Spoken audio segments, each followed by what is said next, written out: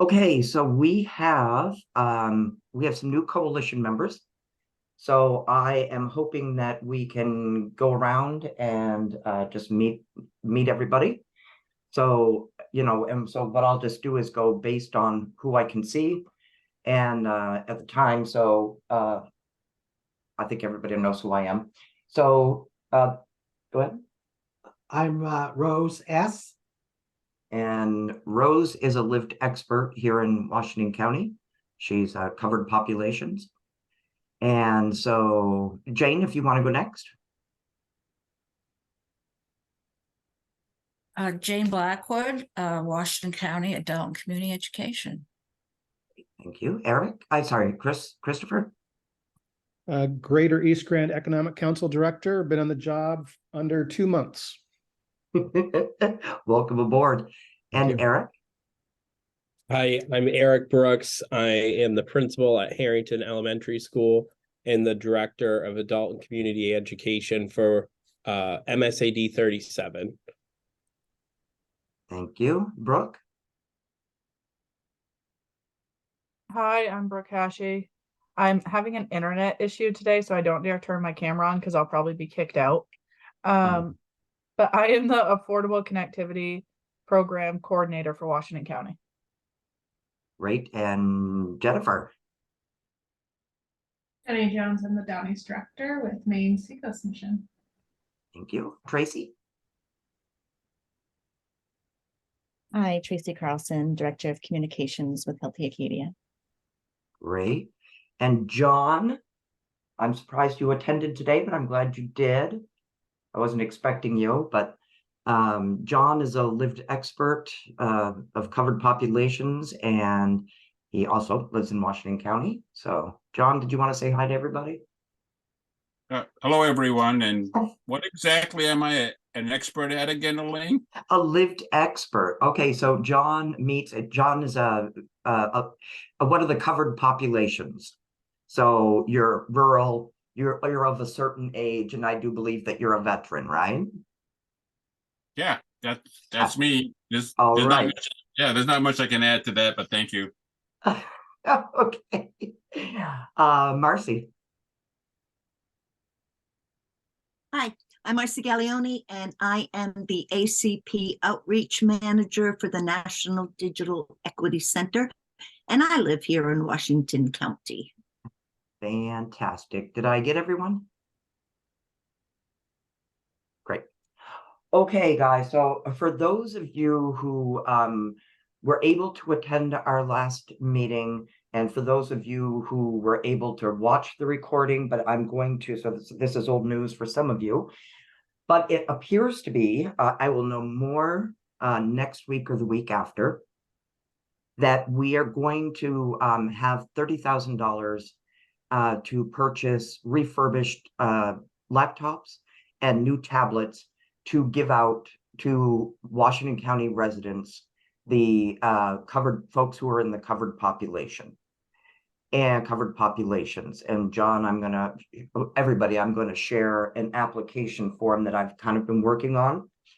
And so then, so let's actually take a look at that right now, actually, because what I want, last time we had a great conversation for those who could attend about how we give these devices out. So for those of you who weren't able to attend, what we are going to do is we are going to partner with the National Digital Equity Center.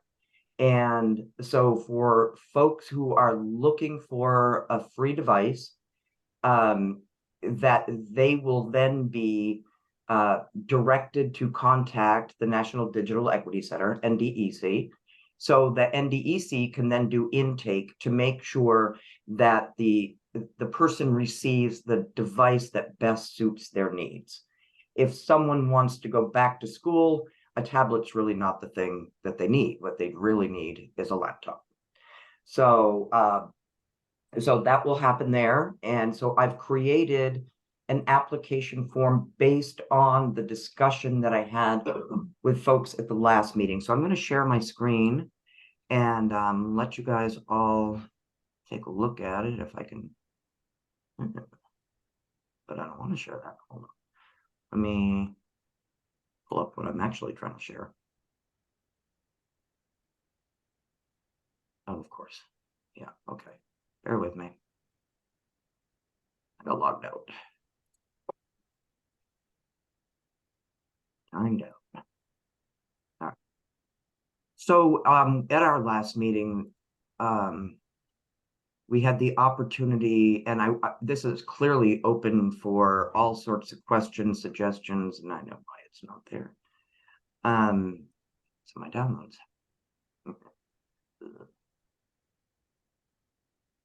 It's been an interesting day already. It is every inch of Monday. Okay. Here we go.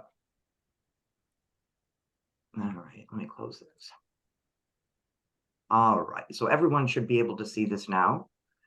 And so as we go through this, anything that you guys want to talk about, and this is just a draft, I want your input. I mean, we're a coalition, so your input is important on this. So obviously their name. The group of us talked about, some of us talked about follow up with the person, with the recipient, to find out, like, okay, so how, like a few months after they've had it, a couple, 2-3 months, whatever, after they've had the device, you know, so how are they using it? You know, are they, you know, happy with it? What's going on with it? And how they're using it. And not just that, but also to catch any people who may fall through that proverbial crack of, I think I killed it because I can't find my email, so I just threw it on the shelf and that's that. Because we can certainly refer them back to NDEC to get some more help, rather than just having it sit there collecting dust because they think they broke something that they really didn't. So obviously where the device would be sent to. So the group that when we met last time, what we talked about is that recipients would need to be 200% of the federal poverty guideline and meet one of these covered populations. So the person would have to be low income and at least one other of the federally identified covered populations. Then, do they have internet service at home? So the other thing is they would need to be enrolled in the ACP, the Affordable Connectivity Program, so that they're not paying full boat for internet connectivity, because if they're low income, they really should enroll in the Affordable Connectivity Program. And of course, we have the fabulous golden child, Brooke, that can meet with people one-on-one. And the National Digital Equity Center also has digital navigators and then classes on how to enroll in the ACP. I think that one needs to be, so the one problem is not all internet providers will take ACP. I Here, haven't, yeah, I think there's a couple that aren't. Maybe I'll have to look into that. I haven't ran into it, but I do know that only certain internet, like, okay, if they have a hotspot or something that they Yeah. use for their internet, Yep. it might not be covered through ACP. Because a hotspot would be like US Cellular or Verizon or something, right? Typically, yes. Yeah. It should be. Mobile broadband is covered. I guess it would Right. depend on the carrier though, right, Brooke? Yeah. All right. I that's just, good. I haven't run into it being a problem. All of the ones I've worked with have been covered, but there are some that I know of that are in the area that aren't covered by ACP. That would be important for us to know. So yeah, so if you can, So even if they have Starlink, they technically have internet at home. right. And They can't use Starlink, ACP. that's right. Starlink is one, right? Okay, that's So a we good just point. need to reword it so that they'd still be eligible for this, Yep. but not me. Yep. Which there Okay, would be very few. that's a good point. Excellent point. Thank you. Then so the coalition members who decided, and that's why because not everybody can attend all the time. So that they would be recipients, would be required to take a free class on internet safety, which the National Digital Equity Center provides for free on site and online. And then item 11 is going to be the end user. Notice here I was shrieking for help. But NDEC gave me a copy of their end user agreement that basically, once they complete all of this, they will own the device, and that SEEC and the coalition and associated partners, we're not responsible if they, light it on fire or whatever, or if they lose it, break it, whatever, that we're not responsible for it, and we're not going to replace it. So otherwise it'd be could be a revolving door on free devices. So what do you guys think about this? Brooke, point well taken. We will reword that. You'll get to help me with it.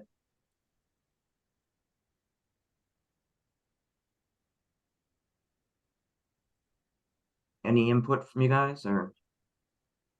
I think it looks good, Elaine. I mean, I'm trying to think if there's anything, major that's, that you'd need to know that isn't here. And I'm not coming up with anything in particular. Right. I'd like to get it, that we get it right the first time, Jane, were you going to- That's a good thing. One of the things I just want to say is I appreciate the simplicity and brevity of the application. I know in adult ed we have a lot of paperwork and it's really sometimes overwhelming for people. Yes. So I think this is great for that. It's pretty direct in the questions and not very long, so. No, yeah, low barrier, definitely Mhm. low barrier. Yep. Was somebody else going to jump in with something? Is there a limit per household? Can there be more than one applicant per household or more than one device issued to a household? That's an interesting question. Oh, yeah. So what we're going to wind up with, let me just stop sharing this. I can always pull it back up. So here's what we've got with the amount of money, if it's approved, depending on what kind of devices people get, what they choose, or what works best for them. It would be somewhere between 80 and 100 devices. Then it looks like in January, it looks like we're going to be approved for, and I'm going to talk about that separately, but just in a separate, but it looks like then we're going to be the same amount of money for the same amount of devices sometime January, February in there. So I don't know what the rest of the coalition thinks, but it is kind of a limited number. Did you have something in mind in particular? Was it Tracy that asked, or? No, I didn't have anything in particular in mind. I'm just wondering, like, if say there's a parent that applies and also a student in the same household, will that be? Okay. So give IT, get IT. In a situation like that, what my understanding is, and that what they will do is, if there is a parent who is, say, learning remotely, whatever, working remotely, whatever it is, and the children need a device, they will donate a desktop to the household. So that is, that's a great question. In that situation, it does.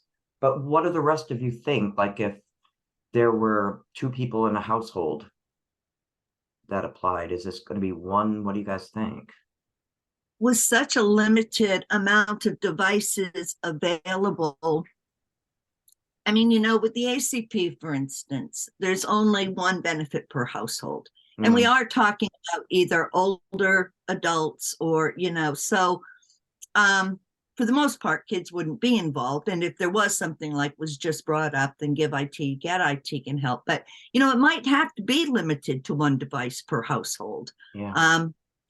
And share. I mean, because if we can get the word out and we start really getting these devices out to people that need them, that's not that many devices. No, it's not. It's not. It's a great question, though. And so I think that Eric, were you going to say something?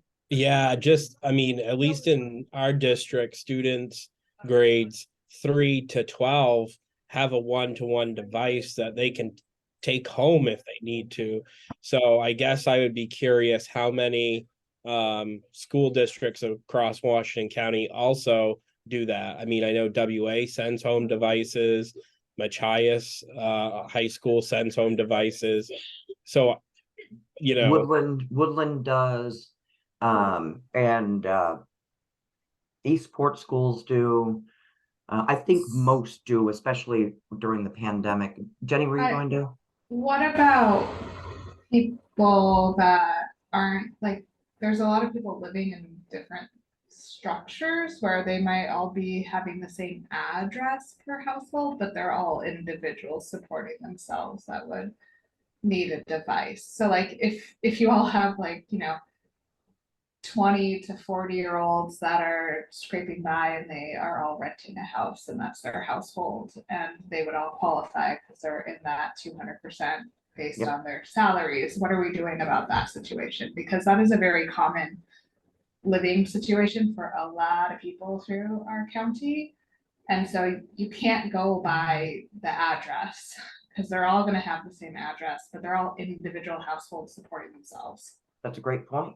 Now, again, that might be a good time to just follow the ACP's lead, for instance, if you are living in a house, like let's say a group home, and you live in the same address, but you are not sharing resources, you don't share money to take care of it, then each one of those people within that group home, according to the ACP or the FCC, are individual households. If you live together and you do share money and you're splitting expenses, then you're considered one household. I'm just thinking that they've already kind of got these parameters put in place, and that might be where we look for, I don't know. I would challenge some of those parameters and if they actually work well for people living in those situations, or if we're just thinking they work well because we've made those parameters. So, and I say that from operating a pantry that had a very similar situation with lots of individuals living in households with the same addresses. Okay, this is good stuff for us to think about. I mean, that's why we're having these conversations way before we lay our hands on this or get this money. It will come up, and so these you guys have, and be together on, yeah. If you guys were already thinking about it, then it's obviously something we need to address. I was thinking about like college students. There are still a lot of even college classes are virtual now, not just the work of college courses. So, and maybe they're living at home, or they're living in with roommates with multiple people. I don't know, just another group. And maybe they take their student loan and buy one anyway. I don't know. All right, so let's see here. It's all right. We don't have to make it. Age restriction, right? You've got to be an older adult, don't you? Nope. So low income is the number one. You must be low income. And you could be any age, an adult of any age, if you are low income and get one of these. Nope. Right. So these college students would just be students. Right. And that's a good point, Marcy and Rose. Yeah, the college students wouldn't. Young traditional age college students. Because circling back here, it is you must be low income, 60 or older, a veteran. So you must be at least one of these, and low income. And this right here is based on the Federal Digital Equity Act, which I can't. That's the federal act. I can't do anything about adding or whatever. These are the people that are expected to be covered, the covered populations. So we dispense with, at our last meeting, we dispensed with rural is obviously another covered population, but that's everybody in Washington County. And we only have so many devices. If we can't unload them, then we can start looking at other, but I doubt we'd have a hard time getting rid of 80 to 100 free devices.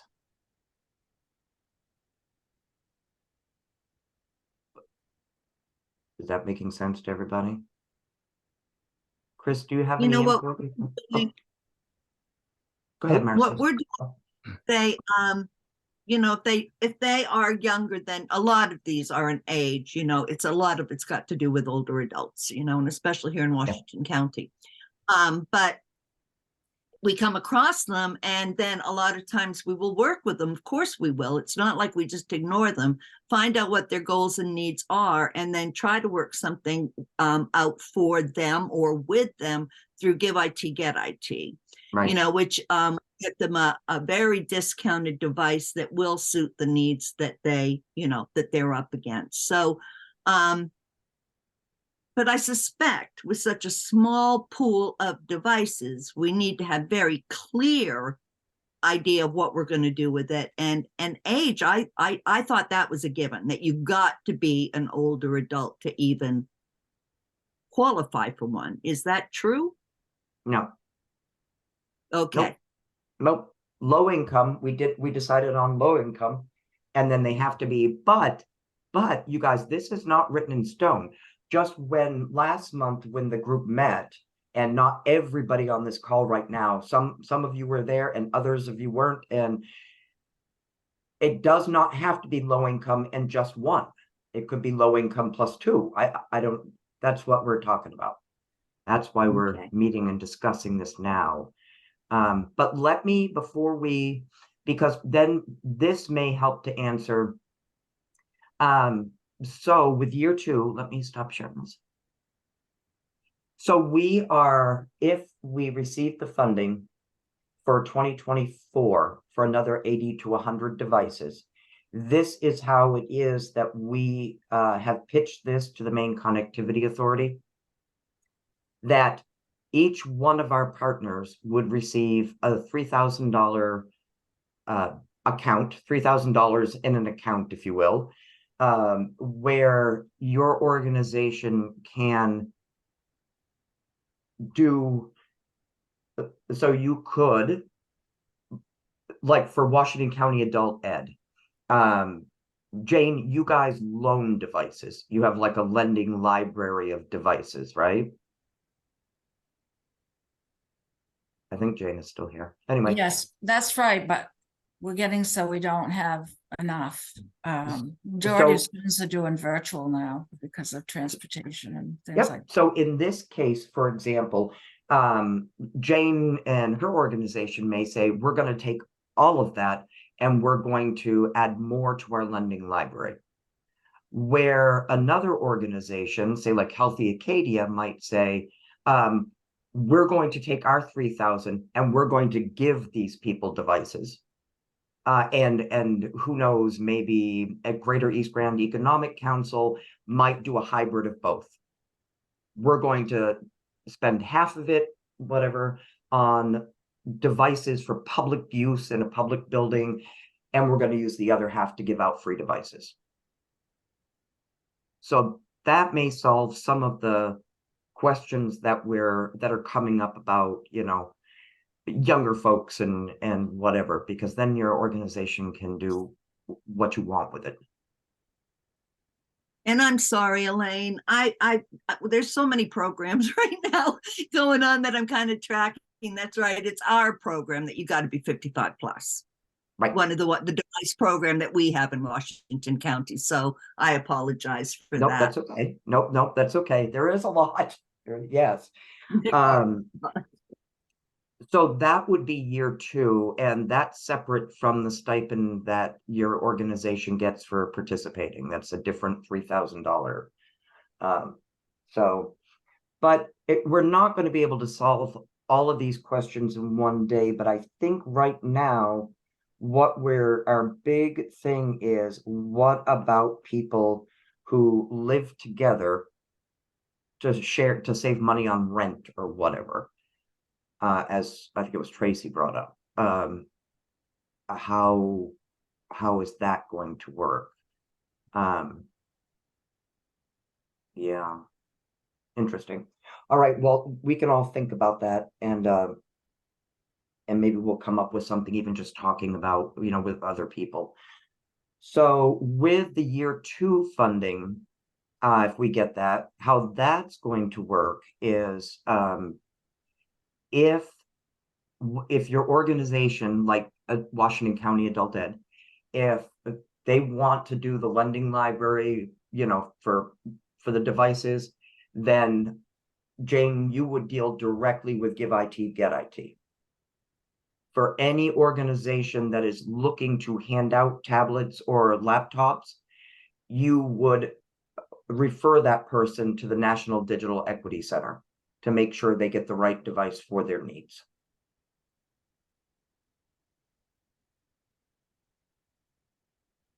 How does that sound to everybody? Kind of cool, huh? Yeah. So, yeah. So I don't think it's going to be hard to unload these devices. It's not very many. I wish we had more, but it's a start. I just posted the FCC's worksheet for what defines a family or a household. Yeah. And it takes into account people who live together to save money, but still keep their income separate. Excellent. Okay. I will check that out, Brooke, and we can look at it later or whatever, talk about it. Yeah. Yeah, cool. Thank you for sharing that. And yeah, it's not like I've got all the answers here, guys, because I definitely do not. So I think this has a lot of really exciting. So like I said, I will know more about that funding in mid-November. I know it goes in front of like a grant review committee next week. It's already been in front of a certain number of them, but it sounds like final decision is going to be made next week. But I think we've got it. I think we definitely do. So the other thing before I kind of open it up to other stuff is I'm super excited that digital skills classes are going to be happening in Spanish at Mano a Mano starting soon. The National Digital Equity Center and Sunrise County Economic Council are partnering up with Mano a Mano to deliver those classes right in the Millbridge area. And so all that curricula is all being translated, and there will be the NDEC has a bilingual instructor, and SCEC has a native Spanish speaker on staff. So that will be happening soon. Pretty exciting stuff. So I want to respect everybody's time. Does anybody have anything that they want to talk about, or things that are burning issues of any kind? I have a question, Elaine. How are people going to know about this program? That is a very good question. So I am hoping that the service organizations would hopefully be able to identify maybe some of their constituents as possibilities. For example, Laura Thomas at Mano a Mano has identified 3, I believe, last I knew, 3 individuals who don't have a device and who do fit the criteria. So if we know of people, what I don't want to have happen, I do not want to do like a giant Facebook blast or something. Can you imagine? What a nightmare. And another thing that was also brought up at the last meeting is I'm just going to throw out there were a couple of things that were brought up that they were just discussed. Nothing was. Somebody mentioned, is it going to be first come, first serve? And another question was, if someone checks off, because it's perfectly possible that an individual could be low income and be able to check off every single one of those boxes. It is completely possible. Are they higher priority than someone who is just low income and has a disability, for example? Follow-up question to that, for Washington County, are we leaning into TCI for like some of these referrals, like for some of that? Like I could see if somebody called the mission looking for this resource, are we gonna direct that resource, like we currently direct most of our resource to the Connection Initiative, because they house all of that information, right? There are Connection Initiative for Washington County for all those things. And then could TCI be a good way of then connecting that individual to this program? Like, how are we using our centralized community resource navigator to help connect people to this resource? I feel like that's where we should really lean in that partnership because Okay. that's just centralized information and really easy for TCI to help manage them to connect the right people to the right resource. Okay, because I'm unfamiliar with TCI. Yeah, so the Connection Initiative, it's through the Caring Community Collaborative. Dante oversees that. Okay. And how that works is he has this beautiful database that can track all those people. So when we get calls like, oh, I'm looking for this resource, and if we don't provide it ourselves at the mission, we say, hey, the best place to call since you live in Washington County is the Connection Initiative. Here's their email, here's their phone number, you can call or text. And then Dante inputs all that information. And then the back end user, like all of us resource people, organizations, can see those requests. And so then Elaine, like you guys could have a back end login and you could see all the requests from Dante of like who's asking for devices and would they qualify for this program? Because then you could go, click, I got that, and I will connect with that person about this program. That's kind of cool. It's very cool. And we're trying to really, as far as Washington County, push all that connected navigator work to TCI so that it's all centralized. Okay. And they also meet once a week, which I can forward you the invite, Elaine. For any of the ones that aren't solved, there's a short meeting and we kind of discuss the tickets and come up with solutions. Okay. And Brooke, did I describe that correctly with kind of how that Yes. works? Cool. Yeah, everyone should Google the Connection Initiative if you haven't and click their site because it's the most easy thing. Okay. And you just submit a ticket right through there. As a partner, we can submit tickets for someone as well. It's really convenient. Cool. All right. Yeah, I'm going to check it out because that would be the easiest way for us to do that. Great. Nice, Jenny. And yeah, I'm going to check it out. And Jenny, would you be willing, or Brooke or somebody, would you be willing to make a connection with Dante? And maybe we can, and include me, maybe we can just have like anybody who wants to attend or can attend to learn more about this, because it sounds like it might be useful to all of us.